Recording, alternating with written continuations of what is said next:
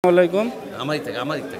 এখন সব সবজির দামই কম, এতে আমরা আসলে অনেক স্বস্তিতে আছি। শুধুমাত্র মটরশুঁটিটার দাম বেশি, এছাড়া সব সবজির দামই কম। সাধারণ জনগণ এখন অনেক শান্তিতে আছে।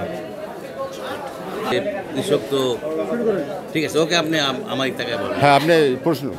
আমার প্রশ্নটা যে সবজির যে বর্তমান যে বাজার, এই বাজারটা নিয়ে আপনারা খুশি অবশ্যই, তো আপনাদের কাছে কি দেখেন দামটা ঠিক আছে, তবে এটা উৎপাদনের সাথে সামঞ্জস্য রেখে যদি কৃষক পর্যায়ের তারা ন্যায্য মূল্যটা পেত তাহলে বরং একটা, কিন্তু মাঝে মাঝে যে ঠিক থাকে তা কিন্তু না। যখনই ধরেন কিছু দালালরা তারা যখনই একটু সুযোগ পায় তখনই তারা দামটা বেড়ে দেয়, আর এর ভোগান্তিটা আমরা সাধারণ ক্রেতারা এটা ভোগ করি।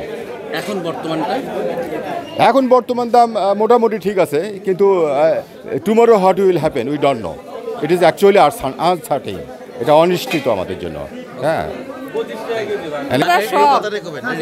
হ্যাঁ বলতেছি, তরি তরকারি যখন কমে তখন চালের দাম বাড়ে, মাছ গোস্ত কিনা যায় না। আর অন্যান্য জিনিসের দাম, অন্যান্য জিনিসের দাম সহজ আছে, যেমন তেলের দাম, চালের দাম, মাছ মাংসের দাম বেশি, অনেক বেশি। সবজির দাম কম। আমাদের কিনার সাধ্যের বাইরে সারা বাংলাদেশের হাসিনা সরকারের আমলেও যা ছিল তার চেয়েও এখন দাম বেশি, এবং যে সরকারই আসবে জনগণের উপকারে কেউ আসে না।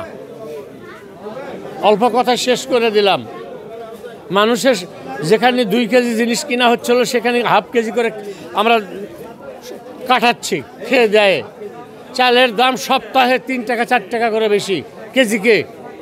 মানুষ চলে কিভাবে? যারা রাষ্ট্র পরিচালনা করে তারা কি করে? Thank you.